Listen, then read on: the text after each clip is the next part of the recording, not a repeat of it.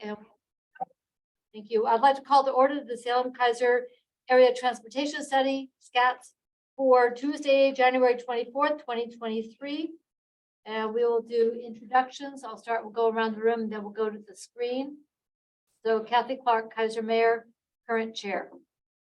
Kevin Cameron, Marion County. Lyle Waters, Polk County Commissioner and Vice Chair. Anna Henson, ODOT. Dan Perky, ODOT Region 2. Julie Warnicki, City of Salem Transportation Planning. Lonnie Radke, Marion County Public Works, and just a quick reminder that Commissioner Cameron and I will need to leave at 1. Kim Sapinar, SKATS staff. Mike Jaffe, SKATS staff. Ray Jackson, SKATS staff. On the screen, Councilor Phillips Councilor Trevor Phillips, Ward 3, City of Salem. and Director Sadie Carney. Sadie Carney, representative of the Chariots Board for Subdistrict 3. All right, is there anybody else on the screen that I'm not seeing? All right. Before we go to public comment, we do need to make a change to the agenda. So with the concurrence of everybody, we're going to take item H and move it to after item E. GNH. GNH. G and H. Madam Chair. I would think G and H. Got it. G and H will move those up to right after item E. Is that good with everybody? All right. Public comment? Is there anyone from the public who would like to have public comment? Oh, that's, You want to do that? yeah. Good idea. All right, let's. Why not? Approval of the policy committee minutes. Blah, blah, blah. I'm really cold. I've been outside all morning. November 22nd. Oh, that's right. We didn't do one in December. 2022. Were there any additions or corrections noted? Motion to approve as presented. Make the motion to approve as presented. Moved by Lyle. Seconded by Anna. Any further discussion? I was not present at the meeting, so. Would you prefer to abstain? For the note for the record. Okay. I'm giving you the option, but all right. Thank you for noting it. All in favor, signify by saying aye. Aye. Aye. Aye. Aye. Any opposed, signify by saying no. Hearing no objection, motion passes unanimously. Now time for public comment. This time provided for members of the public to address the policy committee.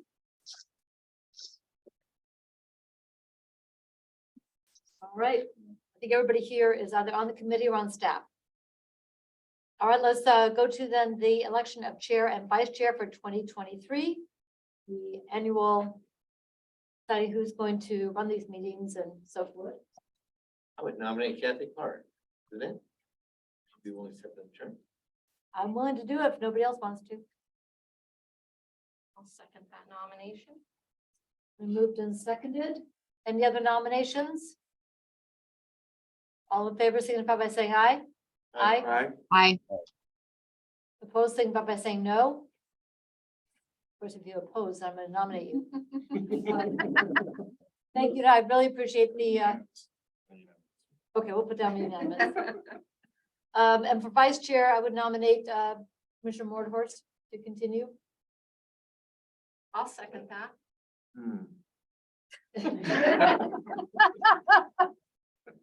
Gotta have one from each side of the river, right? Any other nominations? All in favor, signify by saying aye. Aye. Aye. Aye. Opposed, signify by saying no. Motion passes unanimously. Let's go then to item E, which is the SKATS fiscal year 21-24 tip adjustment. And this is for the Orchard Heights Road Northwest project. And And Karen isn't here today, so I'll be subbing for her. I was gonna say, I don't think you're, Karen today. all right. Mike, So as it's described in your packet, it's a project in West Salem. It's been on our tip for quite a long time. As it's getting developed, that it originally didn't include a right-of-way phase. But as the project is being designed, they realized they need a small amount of right-of-way for the project. So the city of Salem is proposing moving $135,000 from the construction phase to the right-of-way phase. They think they have plenty of money left over for the construction phase and has adequate funds. So there's no additional funds being asked for this project, just shifting funds from right-of-way, from construction to right-of-way. All right, any questions on the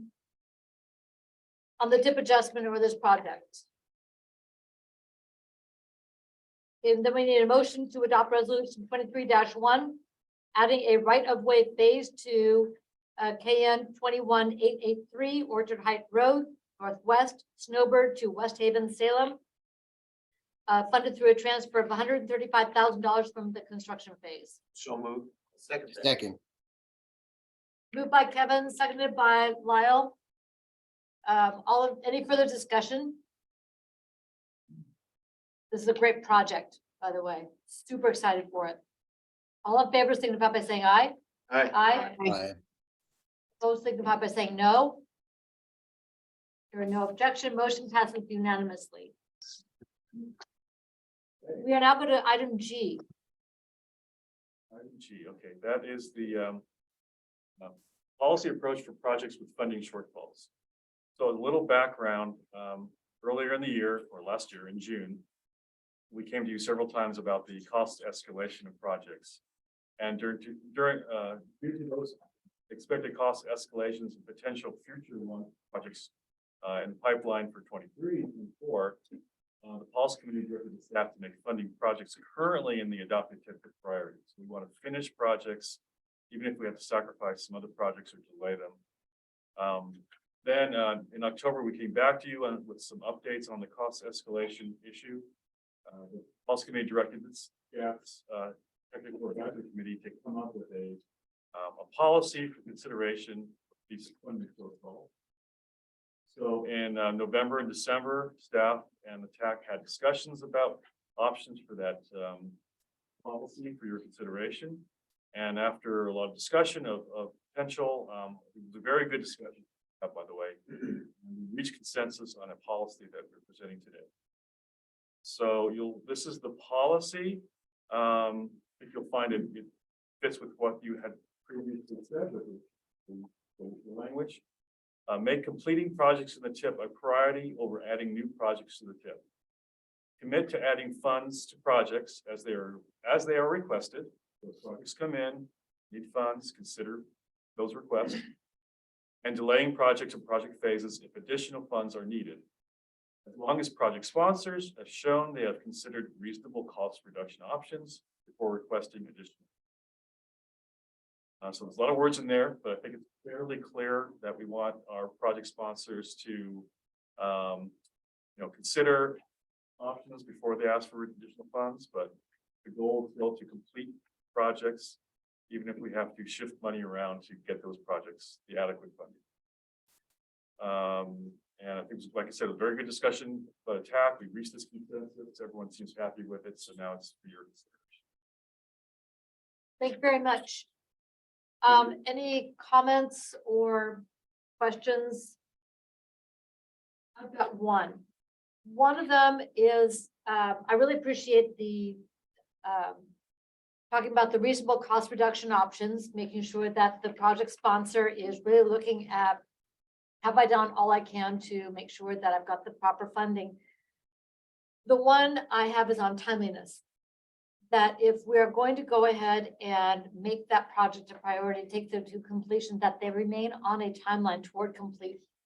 If we're going to delay another project so this one can get done, and then that one is like, well, I think we're going to push it out another year, that's really not okay with me. They've got to stay on their project timeline to the greatest extent possible. So I would like to see some language along those lines. Want to hear about our projects? Is that in this No, one? that's a separate item. Yours is Okay. the next one. All right. And I think yours are a good example of this in action. Or making Right. sure we finish them and so forth, but you also are on that timeline to get that done. So, Madam Chair, if I may, so you're asking to add wording to the shortfall policy?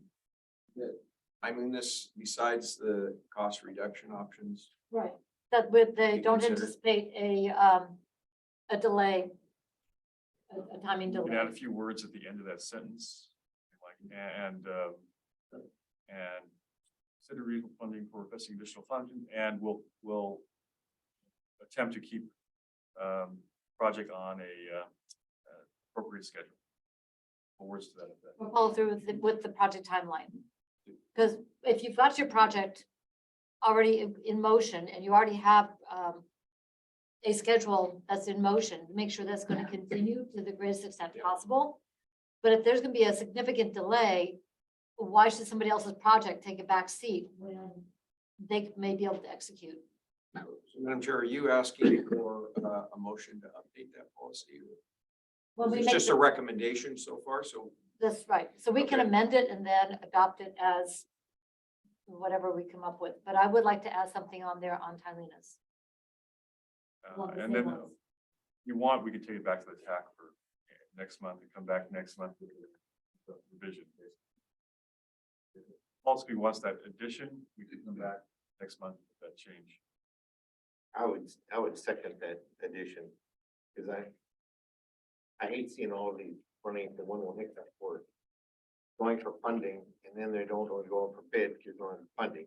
So it's gotta be something in motion to get done. Mhm. So, Julie?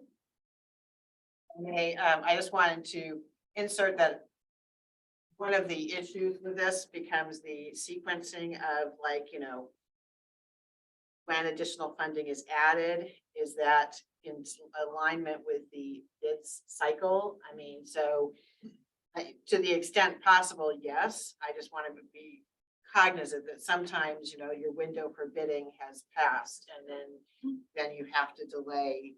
But as long as you're not delaying for, 2 or 3 years or even, that was just the only consideration I thought.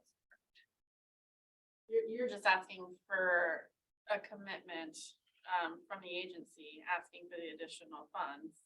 Yeah, to not necessarily, you're not eligible if you don't meet this schedule exactly, but show that it's a commitment and don't let it slide for 5 years.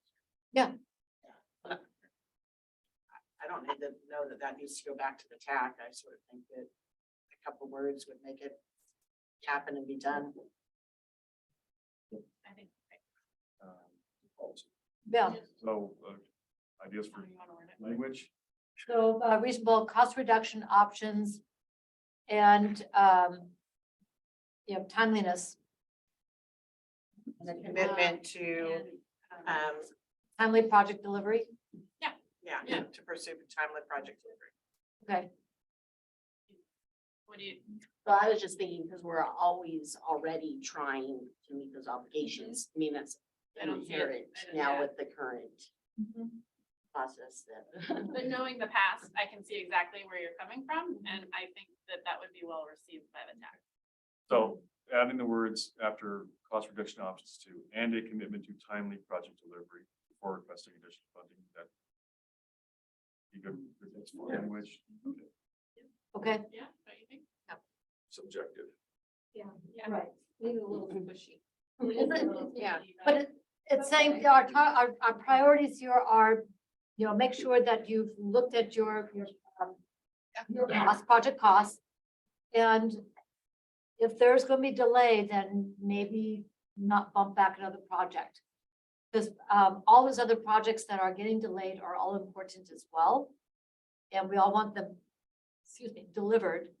But if we can get something done, because we all focus in on that, and that's something that we do as a region, that is something we pride ourselves on doing as a region, is making sure we commit for this project is going to get done and operational, which will benefit the entire community.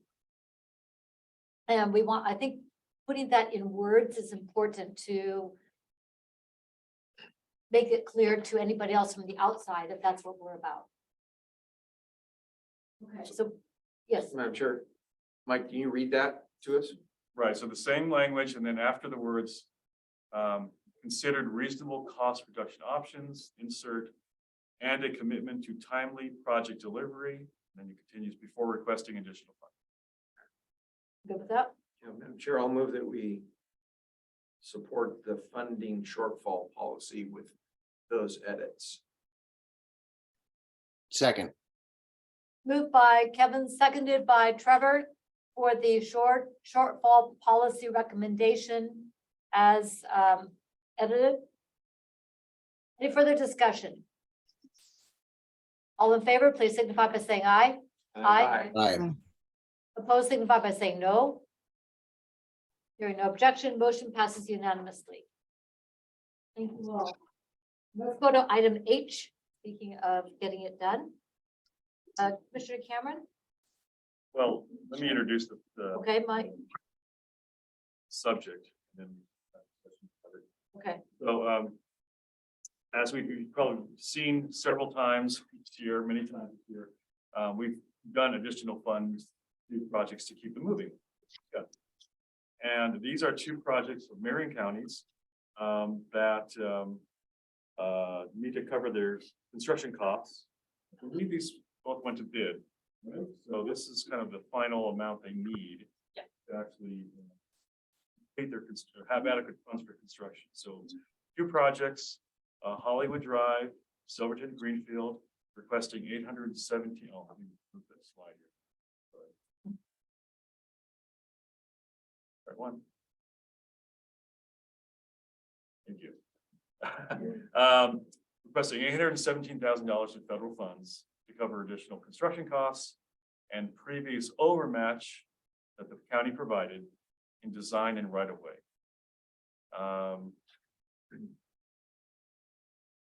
So the construction costs went up $417,000 in 722, then programmed, and the overmatch of the county is asking for reimbursement is for overmatch for the PE and right of way phase. For Lancaster Drive, Senator Monroe, the request is $650,741 in federal funds to cover additional construction costs, and just like before, previous overmatch in design and right of way.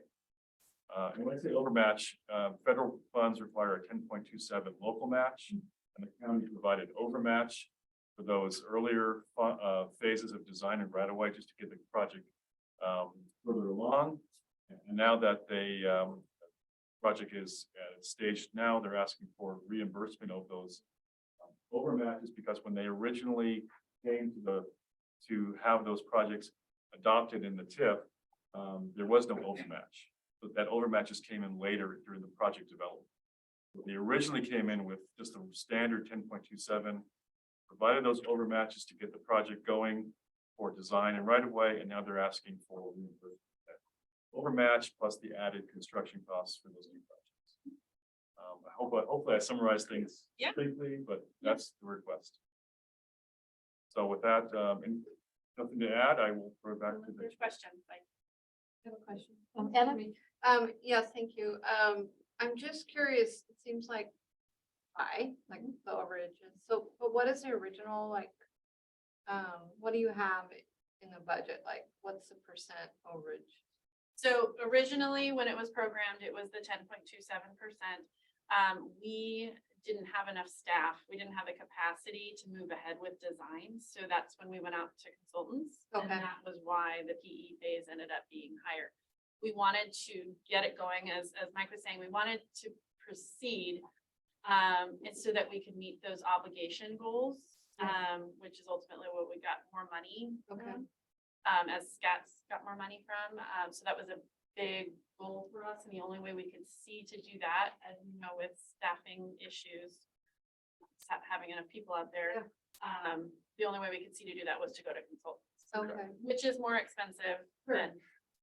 So this says construction costs are higher. And Oh, do we know, okay, so is it generally because of the cost that we've been seeing, inflation costs? Yes, because this was programmed, you know, years ago. Sure. And so even though our estimates went up as we got closer to going to bid, and I think the Lancaster was actually pretty close for a revised estimate. The programmed amount for the construction phase was substantially lower than our bids. Well, that's what we've been seeing. Yeah. Thank you. Hopefully that's gonna start leveling off into this next construction year, but we're all experiencing that with every single project that we're trying to deliver. So this is not a huge surprise. And you answered the question I had about the overmatch, that it really wasn't. It was, you advanced, you paid in advance, essentially, and now you want to be reimbursed for that difference. We moved it from construction to PE, knowing that we would be here basically today, asking for more once we knew what bids came in at. You know, if bids, back at the time, if bids would have come in lower, then we would have had, you know, to request less money, but obviously they did. Well, it makes a lot of sense to me. Okay, so there are two resolutions, one for each of the projects. Real quick on the Hollywood Drive project, this is an urban upgrade, is it not? It is bike lanes and consistent, complete sidewalks. And then the traffic signal as well at Okay. Silverton and Hollywood, yes. Which will be a safety project, for all users of transportation. Yes, ADA compliant, of course, yes. Mhm. Okay. Madam Chair. Yeah, it is a urban project. Yeah. So is Lancaster. So, the issue is that this is in the city of New Marion, I always like to say. If you were to incorporate this urban area that's outside the Salem city limits, it'd be like the third largest city in Salem, third or fourth largest city. In The Marion the County. unincorporated area, yeah. New Marion, we've named it. They haven't gone for it. They don't want to be incorporated. Maybe New Kaiser. It's our east. That's okay, we're good. Well, discontinue, not contiguous. Commissioner Moorhorse, you had a question? On this pedestrian bridge out there, is that a freestanding or is it attached to the current overpass? Wait. That's not- just- That's not this Well, one. that's- Yeah. That's the next one. Jumping ahead, you think? We're not walking across 22 yet. Pole vaulting, baby. Good choice, probably. Yeah, these two are, it took me a minute, but I was remembering that portion of Lancaster is definitely in need of some serious healing. I can't think where that is. Is It's it north? north of center, so that's like where the shopping center is with the Yes. buffet and then Yep. on the east side and then. Oh, yeah, totally. Yeah. So Thank it's where you. he's got those really bad Driveways. driveways. Yes, Yeah. they're horrible. Going to Mattress World or. Yeah. Yeah. Yeah, I drive that every Rocket day. Smacks, Tank. That Yeah, whole that's- block. That's one of the, there were, I think, at least 8 driveways for that one shopping center. So Oh, yeah. the access management and then making the driveways more safe. Good. Oh, I can't wait. Yeah. That is just ghastly. Yeah. And you can't walk it. You're kind of on an angle. Yeah, there were definitely issues with the sidewalk for ADA compliance as well and ramps, so this is addressing. Great. And the new pedestrian crossing. Oh. Nice. Yeah, that's gonna be huge. Go. So I would like to accept the additional fund request from Marion County Projects, Resolution 23-2 and 23-3 for additional. Second. Moved by Lyle, seconded by Trevor for resolution 23-2 and 23-3. Any further discussion? All in favor signify by saying aye. Aye. Aye. Opposed signify by saying no. Hearing no objection, motion passes unanimously. Get them built. Thank you. Oh, thank you. These are great projects. Thank you. All right, we will now go back to our regularly scheduled program. With item F, which is the SKATS 2023 draft Metropolitan Transportation Plan, Chapter 7. That was a enjoyable weekend reading. Did you fall asleep or did you use before you fall asleep? Understandable.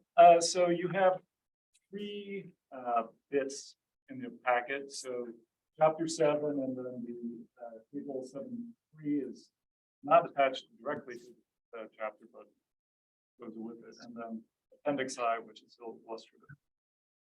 There's been some changes for the chapter since last time being 2019, where we tried to show a little bit more of what we're getting for the investments. And I'll say upfront that we're going to make one more change before we get to public review, and we'll include a table which says the amount of sidewalks and bike lane facility gaps that are being filled in with projects that are contained in that will just be 2 tables that you'll see next month. The chapter just gives you a brief overview of the proposed future system and operations. So on the maps on pages 7, 4, and 5, that shows you without building the projects, what the volume capacity ratios will be along the major roads, and with building. And so hopefully you can see there's a little less orange and red when we build stuff than as opposed to when we're not funding things. And also this time we have from our friends at Chariots a new long-range transit plan. Whatever is reported back in November. And so we're encompassing, including that in the discussion. So we have 2 new maps, one showing the transit network as it can be funded today. And then on page 710, that shows the transit system that additional funds are. So this represents what they have in their long-range plan, what to serve the people within the metropolitan area. Going along, we also have we have classes of roads.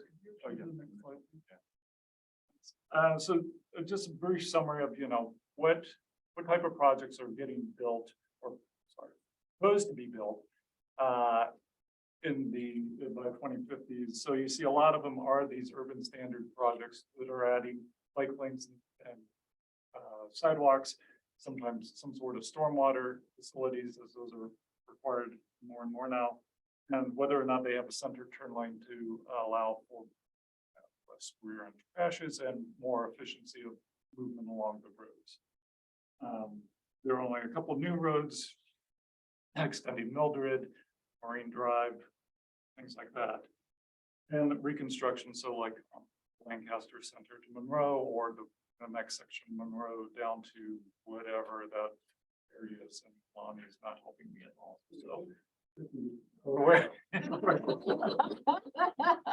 So then we have just at the fill in of the chapter, it shows more the projects by districts. These are areas of the metropolitan area to get a little clearer view of what's going on downtown Kaiser, West Salem, South Salem, East Salem. And then the final new map and discussion is on the final pages, the 28 and 29, where we split out ODOT projects.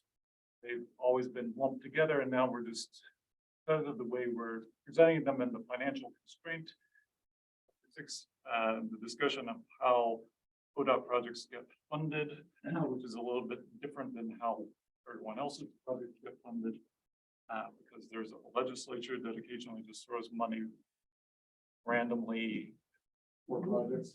We're going to have to, define how these are going to get built when we can't really say, oh, yes, they're going to do that, or no, they're not. So that's why they are separated out and shown on the map. Then the table 7.3 just provides some details of the projects, the committed and included. So as you recall, or we have our definitions of committed, included. Committed are projects basically that are in the tip. You've got money, or you're just assigning money, like on the projects we just heard about. The included projects are those that funding that's reasonably anticipated to be available over the next 20-some years. They're the priority for the local jurisdictions, and that's what we're calling included. So those two are the ones that are part of the plan, and chapter 7 is all about those. the table. Illustrative projects are those projects that no funding is currently identified for, but they're identified as a need. And so they're put in Appendix I to inform the reader that, you know, if additional funds come along, these are the projects that we look forward to funding. And that, and then the Appendix I just has all that as well. And for the first time, we also have another map showing where those projects. Anything if you wanted, I want to see if the committee is clear on the distinction between committed projects, included projects, and illustrative. It's kind of key to understanding how we divide the projects into those three categories. Can you say again what, I got the committed one and the illustrative, what was the included, like, no funding identified, but Money is identified to be available.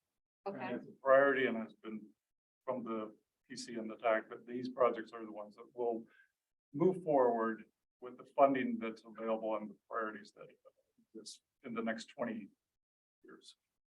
So they're reasonably, and the federal ease is reasonably anticipated funding. okay. So that's why I keep saying that. All the time. But, and then these are the ones that are likely, you know, 4 years, they could change off the list, going either to committed or off the illustrative. There's, and currently in this plan, we don't provide prioritization, but as our local jurisdictions work on their TSP updates, we're hopefully on the next one, we will have a better, these will be priorities in this time frame, the next 10 years, the next 10 years. Yes, Julie, that's my expectations. Sadie, you've got a question? I do. Thank you, Chair. And just reminding myself and maybe others, committed projects, those are committed 100%. We're taking them across the finish line as soon as funding is available. Included, maybe we'll see. We just talked about that. Illustrative, is that, I know we've covered this and I apologize for my memory lapse. Is that, where are those in kind of in terms of public engagement and review and sort of overall investment, or is it just a need that's identified? I'm just wondering how likely it is that we look at this illustrative list down the road and we say, you know, like, wow, what were we thinking? Or how do things kind of get ahead of things that are on illustrative if we have some kind of catastrophic event where we need more immediate repair? So the illustrative projects are all identified in one of the local TSPs. So they've Okay. gone through whatever public process was involved in that. All we're saying is from the SKATS point of view of funding, that these are not current priorities. They can become a priority. They could stay. There are projects on the illustrative list that have been on the illustrative list since '96, you know, and projects that have just moved back and forth because of differing needs, priorities, funding availability, etc. So it's very fluid. And Okay. the committed ones, just to clarify, those are ones that money is Right. identified. I mean, they are in the TIP, they will be built, they're in the STIP, local bonds, CIPs, whatever transit uses for their It doesn't mean a project won't. slip. Well, I mean, we've had projects that were in the CIP and then funding projections changed and it got moved out. Yeah. So, So things do, and then the process that we went through last year, there were a number of projects that have another category got obligated where the phase has got some money. So the PE has money identified and it's in the TIP. We brought those back to being committed just because we haven't gotten to the construction phase and having money committed. And so we wanted to be more cautious, basically because of all the inflation of project costs that have somewhat disrupted our planning abilities for the TIP. So Thank you. Hopefully that- Very helpful. Yeah. clarifies. So And if I may. Yes. For example, on the illustrative, the first one under the city of Kaiser is the Chemawa interchange. That's been on there for years. And we've got some money set aside if this ever happens. Is it something that the city, this is not a city project, and I know it says that it's ours, but it's a partnership with ODOT. And it's whenever that happens, in the meantime, we've got other ones like Wheatland, and some of the additional work that we want to do for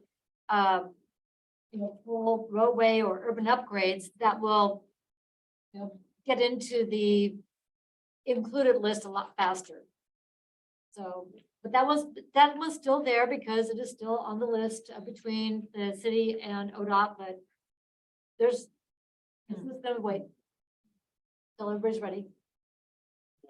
The ask this time is just to review the chapter and provide me any comments. Looking forward, next month, we will bring you the entire MTP, the entire plan, which will be about that big, minus. So the question is, you want it printed out, or would you like a PDF for this? Because we will be discussing the chapters in February and March. The focus, excuse me. Where was it? So the idea is for next month to talk about the chapters. You've seen a number of them. You haven't seen everything. So we'll discuss all the chapters you haven't seen and the corrections and changes that have happened in the chapters that you have seen, such as 6, etc. And then in March, we'll talk about the appendices, which basically haven't seen except for 1 or 2, and then the full document, and then we'll ask you to release it for public. And then come back in May, and we'll have a public hearing and hopefully adoption at that time. Also in March, we will be releasing the tip.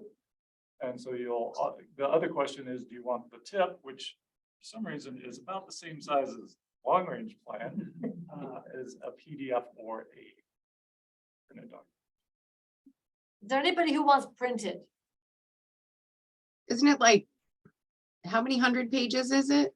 Uh-huh. Something over 2. Actually, it might be more at this point. Yeah. I keep adding words for some reason. Much better. So it's like a 3 or 4 inch binder. Yeah. Plus minus. You just planted a whole bunch of trees in the canyon, so.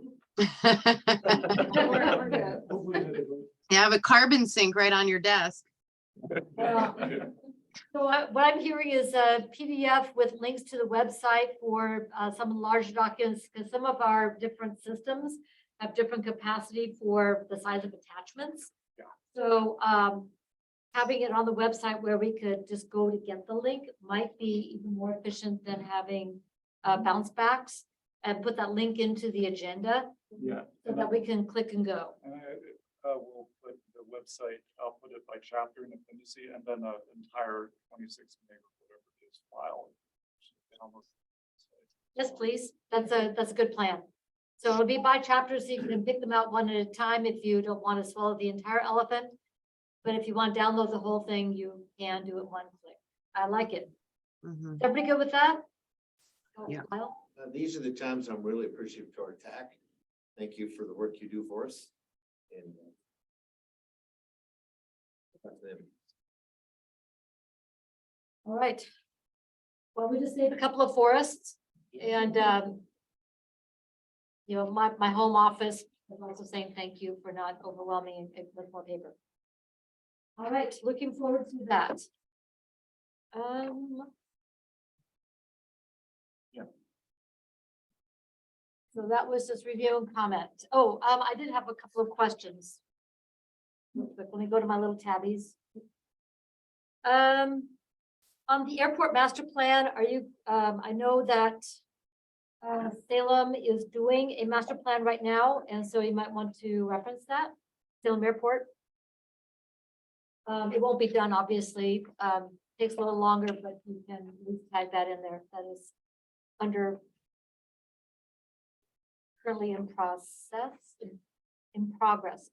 I'm still really cold. I got pretty cold this morning, so. All right, and then under classifying projects, I just wanted to point out something because this has been so important to absolutely everybody in this room, is that safety is, you know, for our fellow human beings is the top. Add road work to Kaiser. Tammy, I can get back to you with some of that on the road work in Kaiser. But thank you, that's a great question.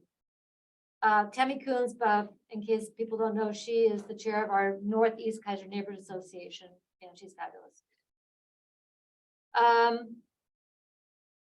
It doesn't have a separate safety category, but many of the projects in this plan have improving safety for the users of transportation system as a key objective, and I would add, and outcome. So it was on page 7-13. It's not just an objective, it's actually an outcome of many of these projects, is that safety is improved for people traveling by whatever means we choose. So if we could consider that as an addition in that paragraph. So even if it's listed as a road project, as we were just talking about with the urban upgrade, with some of our road, what they call road projects, is bike lanes, sidewalks, stormwater facility, maybe a turn lane to, like we did some right turn lanes to, you know, get people out of the way so they could travel safely. And I would like to point that out. That has been the focus of so much of our conversation on how do we make it safer for people to travel in our communities. Yeah, and then you said, and I was a little slow, on the bike ped, you're going to add a little bit more detail because it says there are 60 proposed projects in this category. So you're going to make that just a So little more robust. Yeah, we're gonna add tables with how many miles added and what the reduction in the gaps will be. Because currently in chapter 5, we identified, I don't recall, how many miles of gaps we have for bike facilities or sidewalks along the major arterials, major roads. And this is the same. We've knocked off whatever the number is. Okay. That's your question. Yes. So Ray, you're saying if there's a gap, the bike lane's here, the bike lane's here, but here there's no bike lane. Right. Yeah. Or if there's a sidewalk on the one side of the road and not the other, that's also a gap. So. Okay. Make it all continuous. Okay, that was the tags. What's this one?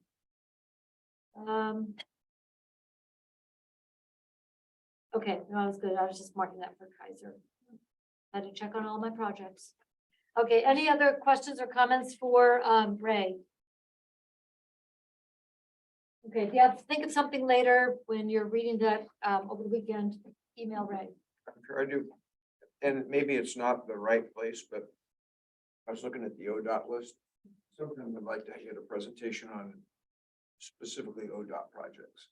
Maybe you can come to our office and do that, but I don't want to talk about 51, but Lyle does. On the, in the plan Yeah. or, yeah, all those projects are on the back of that plan. And where you're thinking, what your status is. I saw a little dot up at Brook Lake and it's basically a 2-phase thing.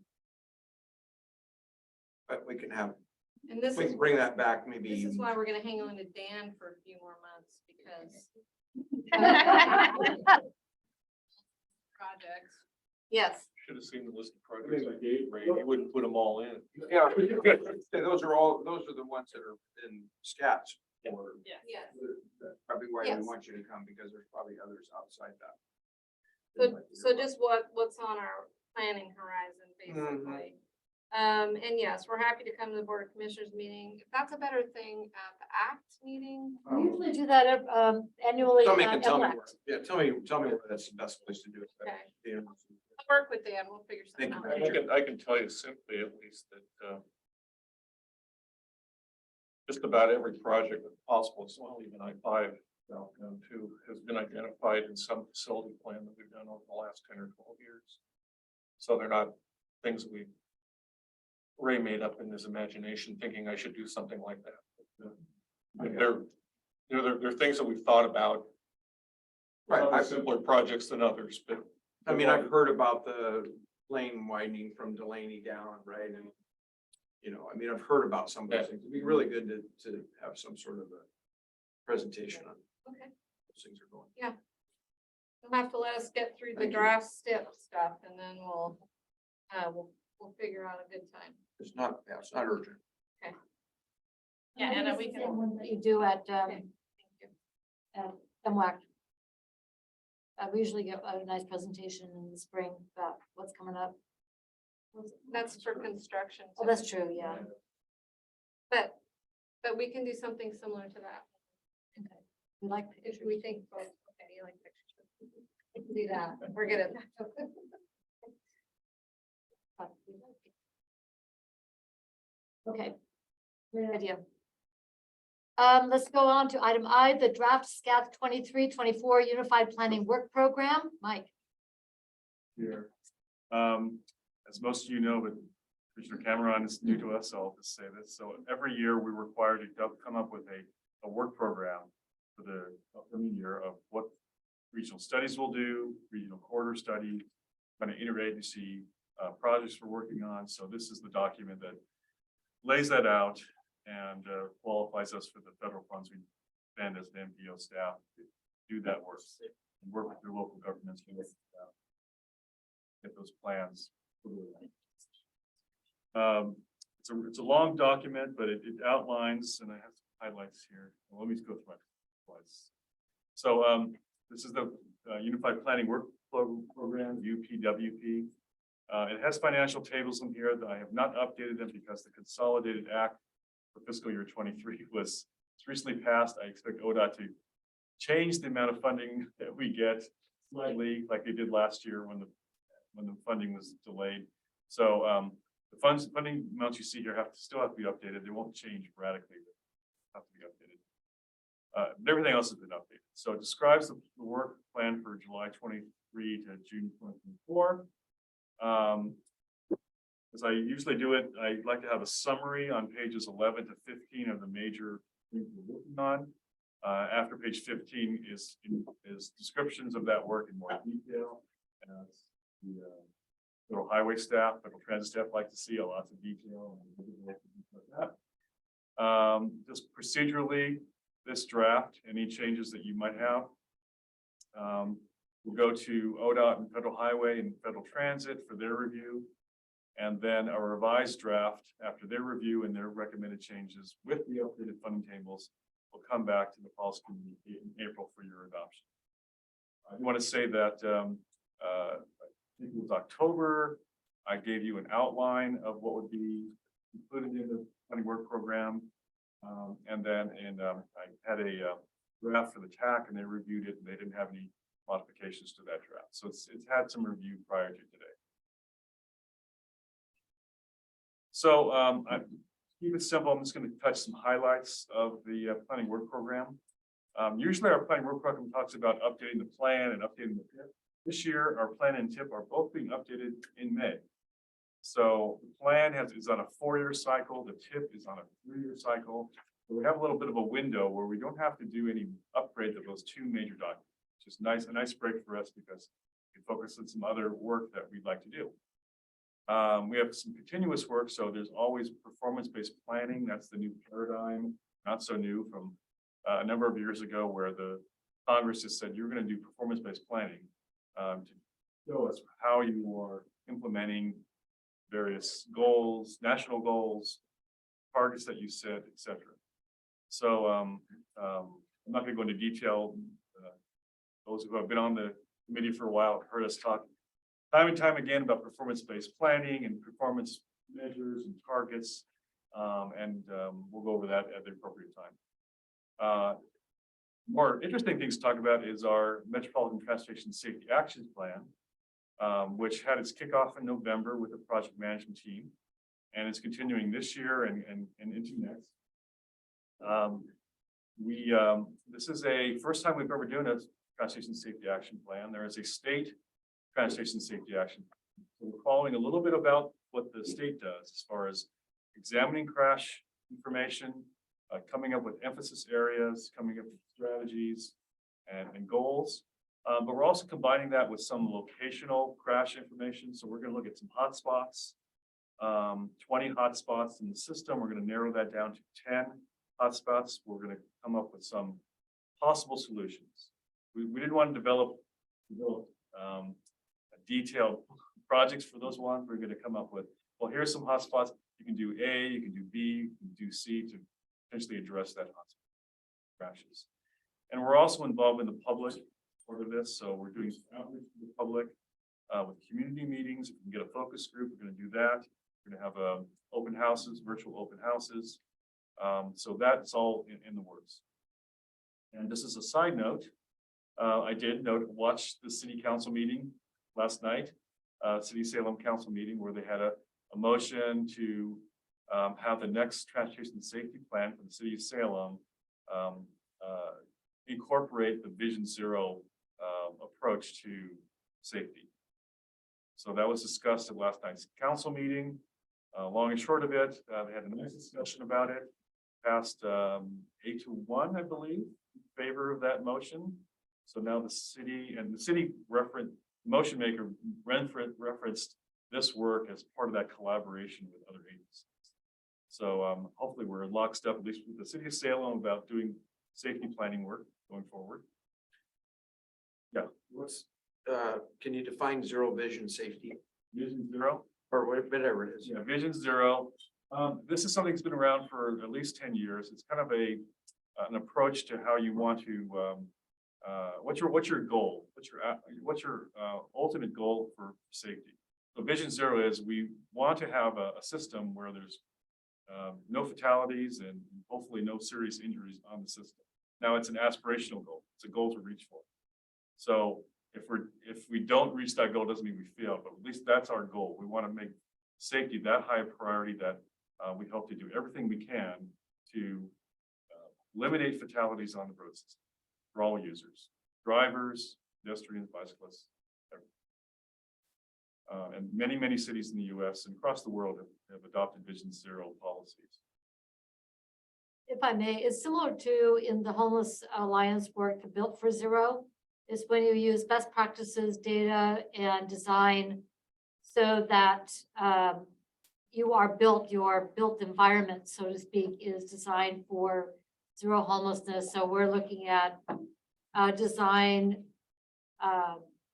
infrastructure in place that we are designed to not have crashes. I mean, you can't fix stupid when the person gets on the freeway the wrong way and things like that, but you can make it easier for people not to accidentally do that. And just a little tangent here, as we're developing this plan, we're right now trying to identify who do we want on a steering committee.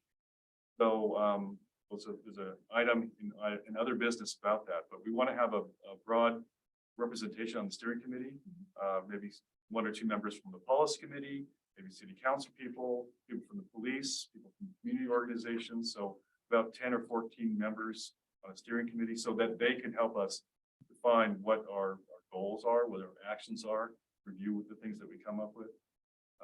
You'll get a lot of information in the year going forward about this project. Another part of UPWP that's a project already started, but it's about halfway through, is the Gordon-Kubler Corridor Study that the city of Salem, Marion County is working on. We're also working on something coming up, the Oregon Travel Study. This is a household activity study. So in the old days, we send out diaries and people would fill out their travel diaries, and fill out information about the household. So we knew about how many trips they took per household, kind of trips, the distance, time of day, or they work trips, shopping trips. Now, a lot of it's going to be by mobile. So most of the people will get mobile devices or use their mobile devices to track their travel. So that's been in development for over the last year, and the implementation starts fall. Is that still? Yeah, pilot this spring, then full rollout fall and some spring next year. Yeah. And it's not just our MPO, it's Portland, Eugene, all the MPOs, the state's doing it in the non-MPO areas. So it's a big undertaking, thousands and thousands of thousands. Ray is also working on an activity-based model. So right now we use a traditional four-step model, which talks about how many households you have in a zone, either 500 people in a zone, these 500 households in a zone, make so many trips, et cetera, et cetera.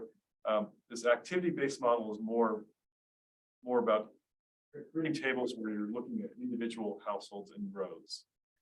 It's a lot more detailed. It's a different kind of paradigm. It's the way most travel models are going. So we're working with ODOT and other MPOs to put together this activity-based model. It's going to take a few years to develop it. We're not breaking new ground, but it is new for us as an MPO to have an activity-based. Other areas have these. And then, of course, we're going to take care of business with TIP amendments. We're going to track the projects with your local governments to make sure they're progressing progressing on time, that they're obligating on time, so we can get money back from ODOT if they have redistribution money. Come back to you if there's cost escalations and make adjustments to the TIP and these projects. We're implementing a new electronic TIP. So everything now is in spreadsheets. Very hard to manage. We're moving to a better system. And then finally, the work program is scattered with all sorts of interagency coordination we're doing with your local governments on other projects in the area. So and state agencies. So it's a very detailed document. Those are the highlights. And like I said, we're going to develop a full draft and send it out for federal review and ODOT review. But I'll stop there and see if anyone has any questions, anything they want to ask about. Open for questions, comments.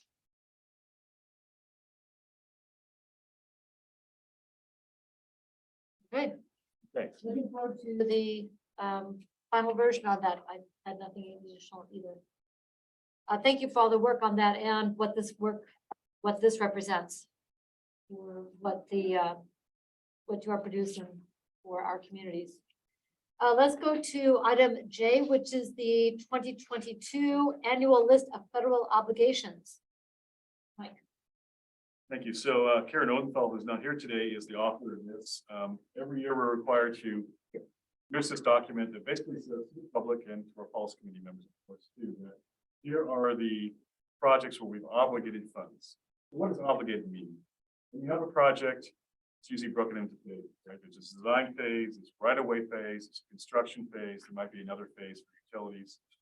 And we program all those phases in our TIP with the funding and the potential year, right? But then a project actually gets started. They sign an agreement with ODOT and they start working on it.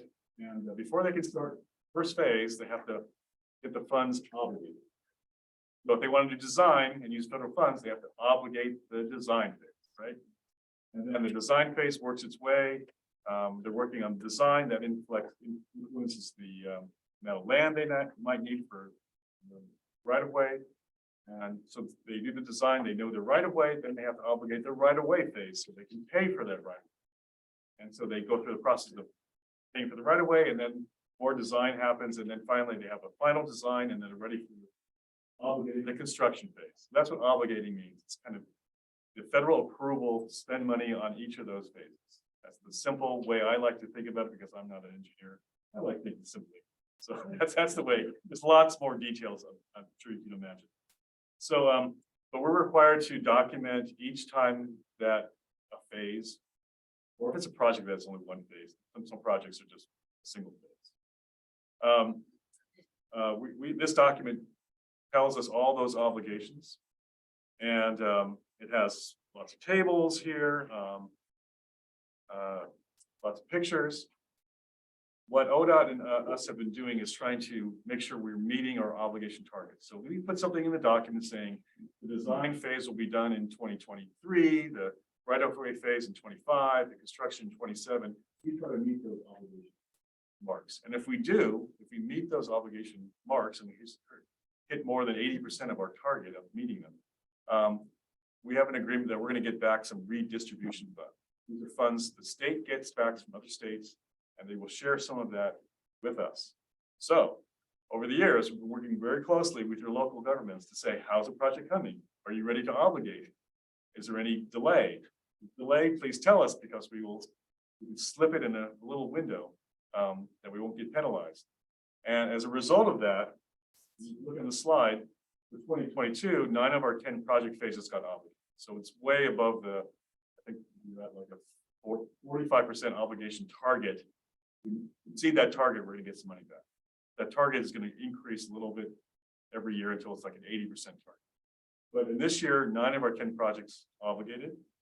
That means 11 million, over $1 million was obligated that had been programmed in our tip. Well, I guess Karen put down, there are $11 million of programmed and almost 6 million of funds obligated because we added some additional funds from resolutions that you approved, where we added funds to projects like we added $2 million to Hazel, for example. So our obligation rate was 114%, way above the target by 55%.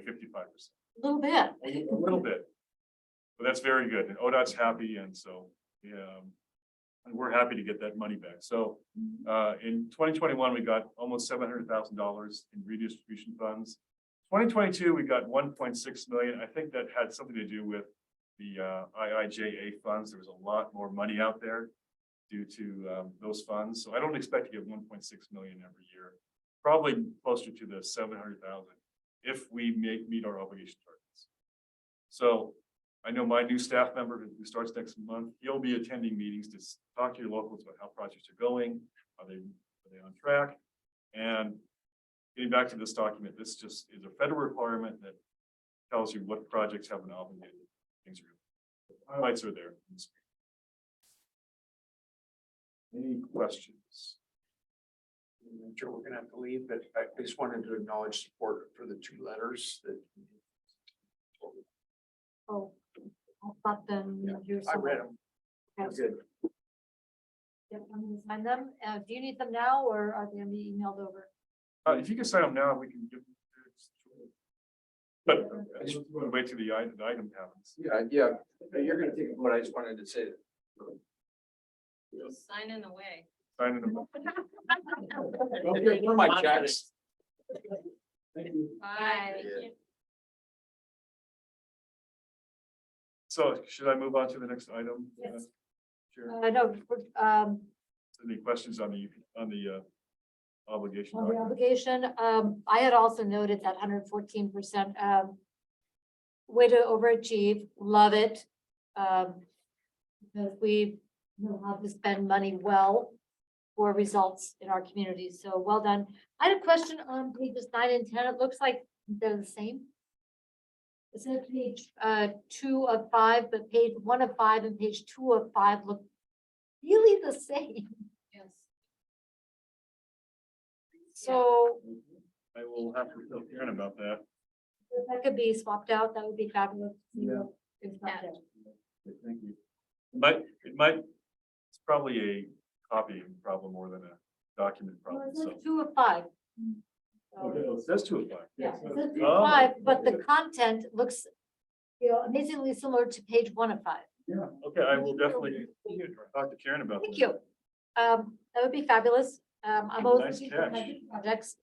And then I just wanted to acknowledge the ITS work that is being done, which is one of those invisible things, but it makes such a huge difference. It makes it so easy to make changes on light timing for people driving, for people walking and so forth. And we've been able to, because of that, make subtle changes in timing that has added safety, congestion management and so forth without sending people out into the field to monkey around with the actual boxes. So it's been a lot easier to be more responsive, and very much want to acknowledge support for the ITS system and that very high benefit investment.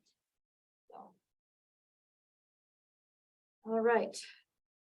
Okay, that anything else on the annual list of federal obligations? May I just ask a quick question on the The ITS? city, yeah. I 100% agree with your support and enthusiasm for this. And then, but looking at chapter 7, as we were earlier, it's such limited implementation or scope of implementation that's anticipated over the years to come, but it seems like it could have such like huge overall programmatic benefits for like our congestion and stuff like that. Do we have a sense for why we have such limited implementation of the ITS work? Really, it's due where, our ITS plan is from 2005 and we've updated the list every 4 years or so, but we're sort of to a point where we don't have any big projects left. And so there's just interconnects, some interconnects here and there. So, that- so one of there's, so there's some past projects that have already been accomplished that I'm not seeing on the map. So I'm like, oh, it's Yeah. because we've already looked at the rest of commercial. That's why we're just looking Yeah, Madrona. so down.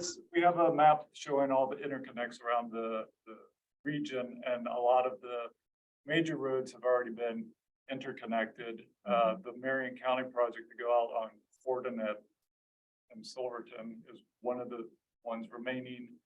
The one going up River Road. There are a few others here and there, but they're not as large of an extent.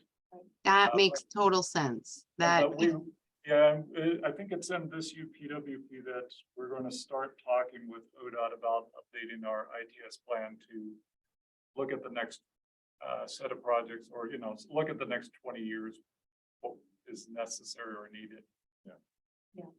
And we've done a lot of ITS projects with transit district. yeah, I would, that would seem to me such a natural fit. That's why I was like, well, gee. Yeah, I think, Funded several $1 billion for their automated vehicle location system. So, Yeah. yeah. Super. Thank you for helping me understand that. Great question. All right, let us then go to item K, which is the tip modifications. So once again, I'm substitute Karen on this. These are 6 projects. The first one I think you covered in your last meeting is the ADA curb ramps that are being designed region-wide. That's why it says 22 million. But some of them will be in the that was covered last meeting. Oh, September. Oh, September. Well, that's the OTC. Anyway, then other projects are Berta Lane slipping the right-of-way phase to fiscal year 24. As that project is a little bit delayed. Mill Street Rail Crossing, we're slipping, that's an ODOT project, we're slipping the construction phase, they're not quite ready to begin construction. Transit District's Transportation Option Program, we're slipping I'm not quite sure what the other phase is to start in 2023, I have to look at that. That's a program where it's combined, we provide funds and ODOT also. And then the Center Street Bridge, slipping the right-of-way phase. I guess this is for the seismic retrofit, part of that. So I don't know a lot about the phasing of that, but I know it was going to start in 23, so I guess it's slipping in 24. But they already did some in-water work. It's prep for that, right? And then on that project. And then I-5 Santee and Kubler, we were just talking about that project before the meeting started. So they're adding $350,000 to the construction phase. So the project can go to bid. Anna, you were telling me earlier, the project is going to go to bid sometime in this year, maybe August. Oh, I apologize, Mike. You were talking about, the Kubler to Delaney project, the widening, the southbound widening, and that's not this project. This I-5 Santiam to Kubler. Oh, Yeah. Santiam to Kubler, you're right. Santiam to Yeah. Kubler. It is, on schedule to bid, actually, I think at the end of March, this project. And, the final estimate came in higher than what we had just due to, inflation costs. And so our preservation unit added that I see. $350,000. Yeah, this is the preservation. Yes, yeah. So it's not the big one. It's not the Kubler to Delaney 3-lane, the widening southbound lane and the Battle Creek Bridge project. Yeah. That's, We can talk about it after the meeting, after about that project. that's the one that's bidding in August. Okay. Well, So the money that we moved to finish the projects earlier in the meeting, is this where the money came from? These projects that were slipping from No. later years? No, these are already committed funds. And for one reason or another, and often you can see a lot of these are ODOT funds, right? RERDA is the only one I think that probably has our MPO funds. So there's probably MPO funds, SCAT funds for RERDA. think For that's it. flipping that project, the right of way. No, no, I thought that was all ODOT. RERDA Lane? Yeah. I know that it's in. Yeah, that's- No, that's a SCATS project. Scats, Yeah. SCATS project. because we're not managing that, ODOT's managing. Well, Yeah, it's local. yeah, ODOT has to deliver it. It's a city of Kaiser project, but ODOT's delivering it, yeah. Okay. Yeah. But that was committed funds and they just are behind on doing that phasing. So just We had some delay with stormwater. Totally understand that one. Yeah. Yeah, that's a really tricky area. But really looking forward to that project getting underway. All right, any questions on those? Any other questions?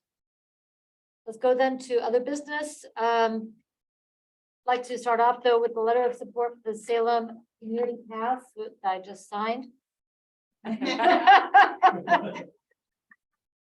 If you guys decide we're not going to support those, we can have that conversation. Real quick, what if you want to go over those two projects, that these are for the Pringle and Commercial and then Lancaster over Highway 22. Yeah, so on screen, I grabbed some things from the city council packet. So the Pringle Creek Trail connection, here on the right, you can see from Riverfront Park to the park next to City Hall. It's this path that goes under Commercial Street, continues all the way to Riverfront Park. And this is a little more detailed look about that. That part goes under the Commercial, goes under the Railroad Bridge. So they're going for a grant for that. This is the last piece, isn't it? I don't- That's a key connection. I mean, as you can see, eventually we may want to try to, connect south across Pringle Creek and do a path along the slough, but that's way long term. Yeah, I'm super excited about this one. Trevor, I saw you unmuted. Yeah, Have comment? I pulled this last night to highlight it. It passed unanimously. It's really exciting to finally get this key part of the longitudinal park system connected. So it's a big deal. And then being in Ward 3, the pedestrian bridge over Highway 22 is also desperately needed to connect north and south communities on either side of Highway 22. And I hear a lot about this from constituents. I used to have both sides of Highway 22 on that map, but I now, since the census update, I just have the south side, and there's no way for community members living on the south side of 22 to get to that grade school, Miller Elementary School, safely. I mean, they can go Lancaster, but that adds like a mile and a half. If they try to go on Cordon Road, it's a death trap. So both of these are big deals. Boy, how Thank you you. on I that. appreciate the letters. Yeah, I'm really excited about this, this pedestrian bridge too, because when I get off at 22 and Lancaster, I see all those breaks. You've got the traffic lights, you've got so much going on there, especially on the west side of Lancaster. Probably walk along there, forget about it. Yeah. Not exactly comfortable, friendly, and sure, I want to go and stroll along there. Said no one ever. So love this project. So with the consensus of everybody, I have signed this. Any objection? Thank you. Done. Quick Um, question on yeah. on this one, the Pringle Creek path. So, what, is that a grant you're applying for? Yes, this is the Oregon Community Paths Oh, okay. program. Okay, thank you. Both of these are for that program. One is for a refinement plan for the Highway 22 crossing. This one is for construction. Okay, thank you. Fabulous. The next item up that Mike mentioned just a few minutes ago was the steering committee member suggestions for the Metropolitan Transportation Safety Action Plan study. Yeah, so I had a quick fact that I pulled about crashes, just to give you a little taste of why we're doing this plan. In that 5-year period between 2015 and 2019, we averaged 3,700 crashes in the Salem Kaiser area. From that, those crashes, 3,000 injuries, 100 serious injuries, and 18 fatalities every year. And then on average, about 150 of those crashes involve licensed pedestrian, with 6 fatalities and 6 serious injuries every year. So that's a little taste of why we're doing this. So as I talked a little bit about the plan earlier in the meeting. We're trying to develop who should be on our steering committee. We don't know exactly the content of every steering committee meeting, but in our scope of work with our consultant, we have 4 steering committee meetings scheduled during development of the plan. They'll probably be 1 to 2 hour long meetings. Our first meeting we hope to do in end of February, but might have to stretch it out to March. When we meet with the steering committee, we talk about the crash data, we preview the open house number 1 that we're having probably also at end of February and March. And then as you go on from there, we'll be meeting with the steering committee to look at results from the open houses, look at the emphasis areas, develop short and long-term goal statements. So, what are our goals for this plan? And then, as I mentioned as well, look at high-risk hotspot locations at 10 locations, develop some safety solutions, and then finally a strategic framework of strategies and actions for the safety action. So that's kind of in a nutshell how the scope of work is developed. It's a lot more detail, of course.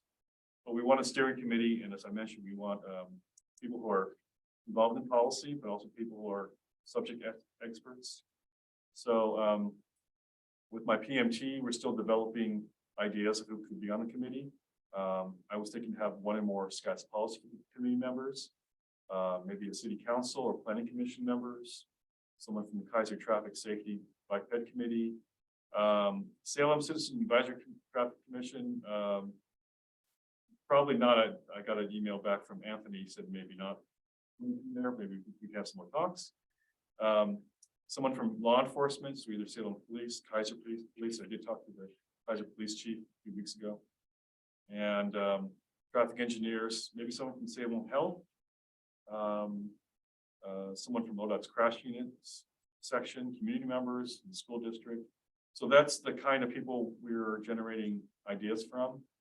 Your role is to see if there's someone on the policy committee that wants to be on our steering committee, 1 or more. If you want to recommend anyone for our steering committee. So with that being said, I'm open to feedback. Is there someone who wants to be part of our steering committee? Or provide any kind of suggestions for our steering committee? So on the traffic safety bike ped for Kaiser, I will come back with a recommendation for that because that's an appointment I have to make. Sadie, is that I want to be on it? Well, maybe. Can you go back to the meeting obligation page? I'm constrained. I'm just wondering if you have a sense for time of day. That's a good question. We discussed at our last project team meeting, whether we want to have it as a midday meeting or at the end of the workday, like at 5 to 6 or 5 to 7. So that's still to be worked out. Yeah, I mean, conditionally, I'm interested. I think probably for me, kind of an after work obligation is a little easier for me to consistently fit in, and maybe even in person, who knows? But I'd be interested in representing the policy committee if that was okay with everybody else, or in the company of another policy committee member. I would recommend that we put forth 2 and then see how this works. So, yeah. Tammy, I'm gonna check with Tammy. She's on, traffic safety bike ped, because I don't remember. But definitely from neighborhood, and Tammy would be an absolute ringer.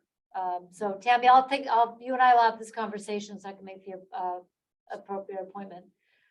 From the policy committee, can we put forth 2 names? And I see, Counselor Phillips. I think we get a double dip with you. Yeah, I mean, I'm really interested, but time, my time ability is limited, but it would be crazy for me not to be interested. Beyond myself, being interested, I think that City Council President Virginia Stapleton would be probably my recommendation from City Council. Okay. You have to ask her first before you voluntold her? I'll reach out to see if she's interested. If not, I can ask my fellow councilors who is interested.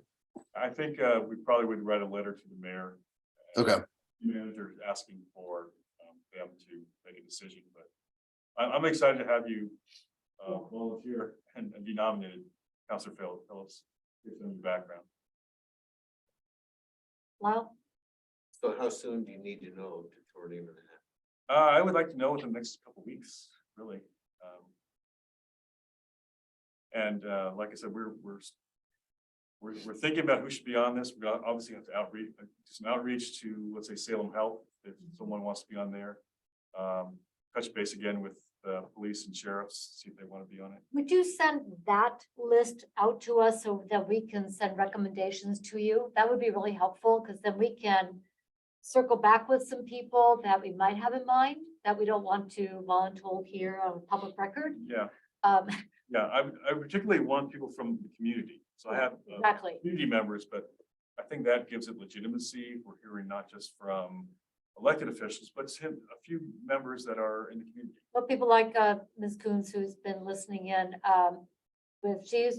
she and Jacqueline Green started the Northeast Kaiser Neighborhood Association, and their expertise is really quite phenomenal as I've gotten to know them. So we'll have another conversation and then I'll bring some recommendations. But I would love to give people a chance to talk to folks and feel out people's availability, interest, and level of commitment, and then email you, Mike. Yes, Yeah. please. Okay, does everybody agree to do that? And you can self-nominate as well. Yeah, and geographic coverage, kind of distribution would be good. So, 5 people from Kaiser, but a couple. Why not? East Salem, South Salem, We show up. West Salem. That's what we do. Okay, Okay, that's that. Thank you, everyone.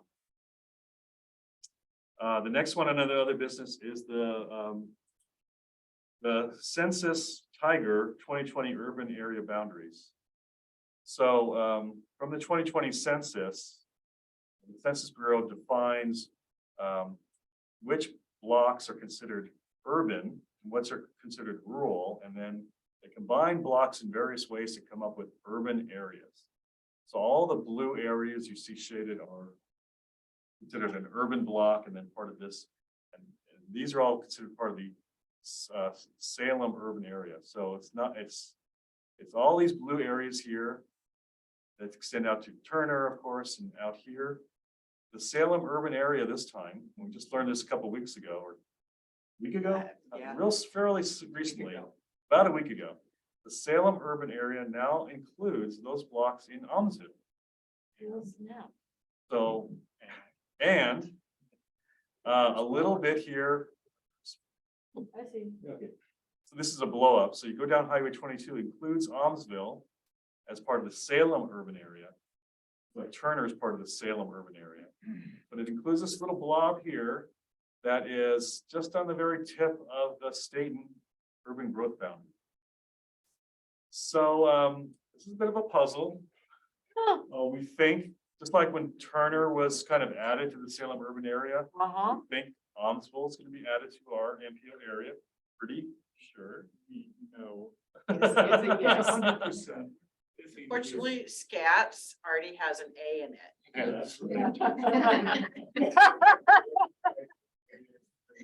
Yeah, yeah, T for Turner, A for Huntsville. Last S is state. It gets worse because actually that piece of 22, that triangle piece of sublimity, it's not state. No, it's subliminally that Wheeler. It's there. Yeah. Well, it used to be in the sublimity UGB. Yeah. And it was zoned in sublimity, so. Anyway, Not two S's. SKATS. I'm sure we'll discuss this in more detail at some future meeting where we have to talk about what the implications are for the MPO. Adding a whole new city, what happens to this funny bit in Staten. But we'll have to amend our cooperative agreement, just like we did when we added Turner. And when we open up the cooperative agreement, we want to have I know over the years, we've had discussions about the cooperative agreement and there are other things we want to talk about as far as the cooperative agreement. Right now, we have a one jurisdiction, one vote setup. And there might be discussion about, do we want to keep that? I'd be happy to keep that. I think that's going to be something. Population based. Nice try. Yeah, so is the city of Salem. Probably Marion County. Cooperative agreement is approved by the governor eventually. If we did open it and modify it, then it has to be by the governor, unless it's I don't know all the details yet. Been a long time, but when we added Turner, that was way early in my tenure. I've been doing this a long time. Yeah, so we'll probably have to do that this year, 2023. I guess. Sometime in 2023. Is that part of your UPWP? No, we know who's coming. Yep. It has more wishy-washy words, but if you strike them out and make them, yes, we're doing it. Yeah. I mean, we knew the census was gonna provide these new areas, they had all scheduled. What we didn't know is whether it's gonna include Almsville or not, and it does. And then this funny thing about state. Huntsville is not a surprise. Staten is a little bit of a surprise. Some other surprises like Portland, the Portland urban area now includes Aurora and Hubbard and the Aurora Airport. Sure how they Oh, feel. God. I don't know. We don't know if they. Don't know. If At least they missed Donald. Stuff. Little heads up there about urban areas. Let's move on. Oh. Yeah. I'm glad I retired. Okay. Now some good news. Okay, so. Now, you're adding Almsville is good news for us. Very Good news. inclusive. And good That's news good for news. Huntsville. Because it can open up some funding opportunities. Well, yes and no. And, they'd love to have funding opportunities, but Yeah. we've had a dickens of a time being able to deliver projects out there. Oh, no, we've had some good projects in Turner. We did. Delaney Road Yeah, Delaney was and huge. South end of Third Street. That's true. Okay, I'm thinking, okay, think longer term. Longer term, and they came in, they got $1 million projects. We did. Okay. So in your packet is also the list of projects the Oregon Transportation Commission approved for the Safe Routes to School Infrastructures funds, so. Hey, way to go, Salem. Yeah, they approved 32, they had $32.4 million, and I think they approved grants for just about all of it. The list is in here, they spread it out all through the state, of course. The list is by region, so you can see what region 1 got, region 2 got. Salem got 3 for crossing improvements next to 3 elementary schools, Washington, Smeagol, Marion. The list talks about other projects like the City of Mill City. Independence got a Safe Routes to School grant, so you can take a look at who did get these nice grants, and there's always a lot more applications than money. The other list in your packet was something from the Omnibus Bill, otherwise known as the Consolidated Appropriation Act. And it was just signed into law at the end of the year. What I've included is the list of community project funding, congressionally directed spending, AKA earmarks. So the list How to is, say that word? Well, we do, but yeah, I think you're okay. the list is just, there's a long list. I pulled the projects that Oregon got. So those are 17 projects in Oregon. over $41 million in federal funds. You go down the list of projects, you can see where they're located, how much they got, and which requester, whether a congressman or a senator, sponsored the project. In our area, Congressman Schrader's district, District 1, he sponsored a US 101 project for $2.8 million. So our area, obviously SKATS didn't get anything, neither did our COG area get anything, which I think is a little bit of a shame. Maybe we have to lobby or work harder. I can't say lobby, but maybe the local governments can work to try to get projects. Isn't Oregon 18 and Oregon 99? That's corridor C. Yeah. I don't know exactly where though. That's in the, Doodle junk. yeah, it's where McDougal, Oregon 18 and Oregon 99 come together. It's a pretty ugly area. Okay, when I looked at it, I couldn't tell. My own notes say location on. Oh, yeah. Yeah, and yeah, anyway, we Okay. don't really, we're scoping that right now. What area, right? Yeah. What Yeah. project? City of Carlton on here too. And Yeah. City of Carlton got money, yeah. Okay, Carlton, but then MWAC did okay. So Yeah. nothing for SKATS next time. We got skunked, but MWAC came out okay. And then lastly, let's see, so with that, we have some meetings coming up. So the OTC meetings March 9th. As I sent out, there's the OMPOC meeting coming up February 3rd, I believe. I will not be able to attend that meeting at AOC all day. Okay. I will be able to be on that call because I believe it's all virtual on this one. I believe so, yeah. Okay, and you'll be available, Mike? Yeah. Okay, we need another one. Who else would like to be on the UMPOC call on February 3rd? And it runs like 9 to noon, 9 to 1. Yeah, something like 9 to 1. Yeah, count on 9 to 1. I can tell you that. I see Trevor going, mm-mm. It's I fine got if we have that just one morning. person. It's really fine if we have one person. A lot of MPOs just said. one Yeah. person. So I can be on that call since I'm now kind of retired. And what I sent out in the email was, we don't have the agenda yet. I was told we're gonna discuss the Oregon legislative session and OMPOC priorities, including someone from LOC will be there talking about transportation bills this session. Okay. So, and I attached the list of legislative priorities that OMPOC originally came up with. So we'll be talking about those priorities again. Maybe? I may be able to attend. I'll put a placeholder on my Okay. calendar and I'll just cross my fingers and hope it Okay. stays free. All right. Okay. Thanks. And then just to finish up, there we have our next policy committee meeting February 28th. Before then, we'll have a February 14th TAC meeting on Valentine's Day. And there finally in that table is a status of planning projects. Rather than read that stuff, I want to look at it and see if you have any questions. What are the hours of the OTC meeting on March 9th? I do not, Commissioner. Usually they're all day meetings. Sometimes they go more than a day, but if you go to the Oregon Transportation Commission, you can look up their agenda. But usually they're all day. Trevor? Yeah, I probably missed it. When is the next MWAC meeting? It's gonna be the first Thursday. in February 2nd, Groundhog Day. And they're planning to have one that day. Yes, yeah, we have Okay. two items. Two items. Arla? Is Arlo? Oh. Miller's coming, and then we have we're gonna preview the STIP. Yeah, we're gonna do a presentation on the draft step. Yep. In person. Yeah. Yes, well, they're It's both. hybrid. It's It'll hybrid. be hybrid again.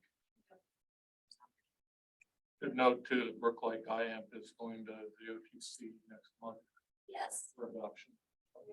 February. Have that out of the way. Fantastic. I'm not sure what date they're meeting in February, but it will be in February. Is someone to testify in favor of that? We put them on as consent. Excellent. The only reason it has to go to the OTC is it's considered a major amendment because it includes alternate mobility targets. Where will the MWAC meeting be held? It'll be virtual, it'll be hybrid, so it'll be here, but also online. Okay. All right. That's everything for staff. That is everything on, under other business. Is there anything we missed or any, oh, by the ways? Julie Warnicki is now our new TAC chairman. Yeah. Yay. Well, and then the bad news is that we voted as the vice chair, Steve Dickey, and I just found out yesterday he retired. Whoops. Yes. You really didn't want to be vice chair? Scared him away. Like quietly. No. Takes over his representation. We're a nasty group. Pretty friendly bunch. That's why you want to ask first. Safe routes to school, how do we nominate another location to be studied? Doakes Ferry Road from Orchard Heights to Brush College. That is just no streetlights. They've got a painted stripe for the kids to walk back and forth. We have that whole northern region walking up there, junior high and the high schools. No. If you've ever traveled that road in the morning between 7:30 and 8, it's just one kid after another walk. So who would be the applicant, the county or the city? It's a city road, and it's, unfortunately, the Safe Routes to School program through ODOT is aimed at smaller projects, so it has a maximum award per jurisdiction of $2 million. And doing much of anything on Doakes Ferry is a lot more than $2 million. So that's really not gonna get it. It's probably gonna have to be either a future SKATS type federal project or, you know, a future bond measure in 10 or 15 years. I mean, it's, you know, identified as a need. That path that's out there, that wide shoulder was something that was added internally with city, you know, internal crews. Doing much more than that is a several $1 million project.